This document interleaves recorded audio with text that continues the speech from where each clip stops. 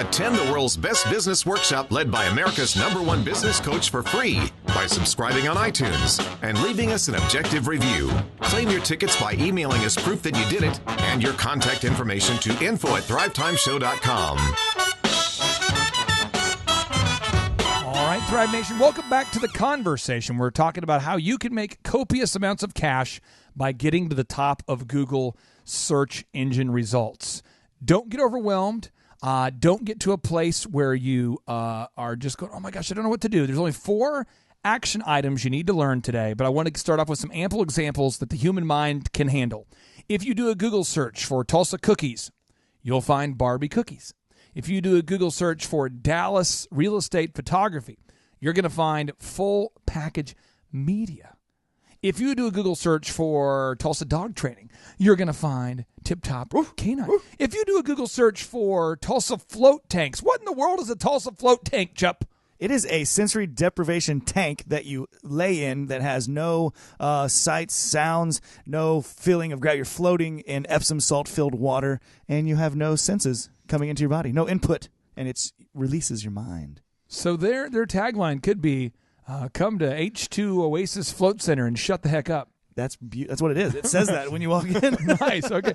But if you Google search for Tulsa phone repair, Tulsa iPhone repair, our client, all of our clients come up top in Google. Why? Because we know how to get them there. Now, is that the only thing you need to do to grow your business? No. Once leads come in, you got to convert the leads. There's a lot of work there. But here's what you have to do. On your website today, you've got to make sure the back end of your website adheres to the Google Canonical Compliance rules. And on the front end of your website, you've got to make sure that your website is visually better than your competition and it's focused on converting first-time customers. And if you go to thrivetimeshow.com and you click on this podcast, you can see the downloadables so you can get a visual of what we're talking about. So you have to have the most reviews, right? Step 1, you have to have the most Google Canonical Compliance. Your site has to be canonically compliant. So that's step 1. What does that mean? Again, we have a downloadable. You can click it and see the checklist, okay? The second is that you have to have the most reviews. Why? Because Forbes says 88% of consumers trust reviews and read them before making a purchase. Inc. magazine piles on and says that 91% of people read reviews before making a purchase. And I would say every wife that I'm married to always reads reviews before we go out to dinner. What does that mean? I mean, seriously, we never go out to dinner without reading reviews. Why would you? I don't know. That's crazy. I just think there's certain people that are like, 8% of the population, 9%, 12%. They're just, I screw technology. I'm not going to read reviews. I'm just going to care what people say. I'm going to put my dinner at risk. I don't care. Okay. So now you have to have the most content. Now, Chup, can you read a notable quotable from the book Search Engine for Dummies, page 221, please? I can. It says, we recommend that you have a minimum of 450 words of text. Wait a minute. You just said what? Minimum of 450 words of text content per page. Okay. 450 words minimum. Minimum. Okay. Having fewer than 450 words on a page makes it hard to convince search engines that you're subject matter expert. Okay. You got to be a subject matter expert. Yes, but I'm actually very good at what I do. But does Google know that? Yes, but I don't care because I'm awesome. Does Nike? I was looking at the Nike website and I thought to myself, does Nike have 1,000 words on every one of their pages? No, they don't. Mr. Man. Does Disney? No, it does not. No, and nobody's looking for sports shoes to find Nike. Hey, real quick, I'm just going to continue. Hey. Okay, fine. That's fine. They're searching for Nike. Hey, I'll be over here. That's what they're doing.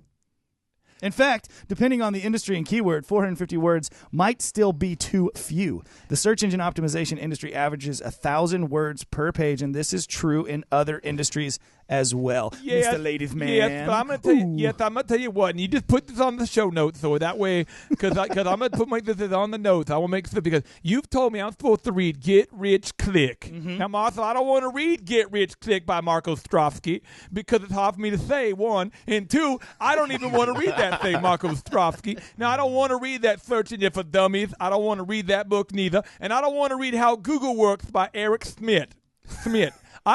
Eric, you know what your name is, Eric. Yeah, I don't want to read that. You talking to me? Just because you're the CEO of Google doesn't mean you can get in there and tell me what to do and how it works. And because I have not read those books, and I have read some blogs and talked to some people at the bus station that I've met, and those people, one, they helped me get a candy bar out of the vending machine, and the second thing they did was they said, this is a blog you should read, and this is a blog made by Mr. Ty Lopez, has all these click funnels and all these things that is really awesome, and I can make a ton of money if I don't have to do 1,000 words. 1,000 words? I've never read 1,000 words, Marshall. That was one of the most impressive things I've ever heard. This is what people say all the time. It does. It is. Yes, it's true. They do it all the time. They do it all the time. They feel like because they read an article on Bill's blog or Ty Lopez was in I've got a marketing guy that works with me, and he was telling me that the Google's made some changes. Here's the thing. You got to look at... You'll never be the same, quote to quote Tupac, you know what I'm saying? If you're looking for some best practice to follow, why not follow a best practice of somebody who's done it? So regardless of what all these other blogs that you're reading say, what about just doing what works? If you have a recipe for baking a cake, don't go introduce a bunch of weird ingredients so that you're like, well, you want to put snakeskin in this cake. Wow. That's a good idea. I should write that down there. It's a renewable resource. I'll tell you what there, Jimmy. I'm going to write that down. Snakeskin cake. So now the most mobile compliance is the next aspect. You have to the most mobile compliance. It has to look good in mobile. It has to work good in mobile because Google does check for that. Google's not going to allow people to be top in the search results that have a terrible website. Why? Because people would stop using Google if the results that they produced were crap. Furthermore, Google's not going to allow somebody to become top in Google simply because you copied content from another website or hired a company from India to copy the content or to hire an article writing company from India to do it. Why? Because Google knows what you're doing. And if they allowed a company to just pay $20,000 this week to all of a sudden become top in Google, people would quit using Google. So I know of at least 45, 50% of the clients I've ever worked with have told me, well, I had a guy that called me, and it seemed credible because he called me up and said, I'm calling on behalf of the search engine optimization company. We want to get you to the top of the Google search listing. I get you on the map. I get you all the articles. It's only $775 a month. We do it. It's called an article spinner. We spin the articles, and the Google doesn't know. It's amazing. We can get you to the top of Google.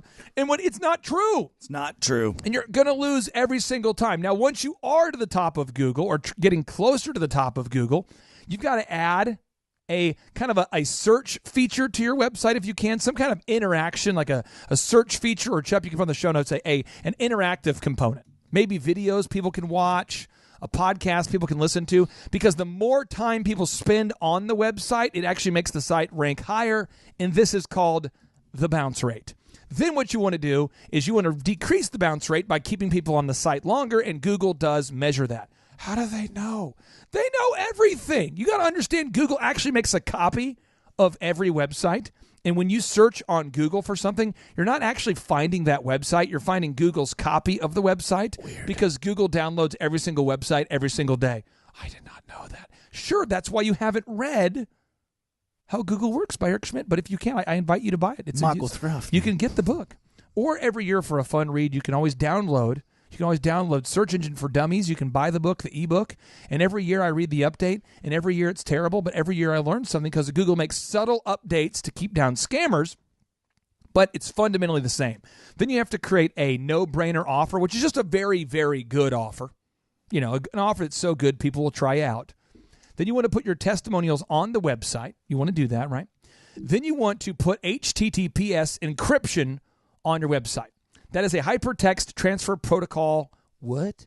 Hypertext transfer protocol security. What this means is it keeps your site from being able to be hacked into. It's called, if you go to YouTube today, right before www.youtube.com, you'll see HTTPS. And we have another podcast on the show notes where you can learn how HTTPS works. Then finally, you want to have an information exchange. You want to say, in exchange for you giving me your email address or your contact information or filling out my form, I'm going to give you a free something.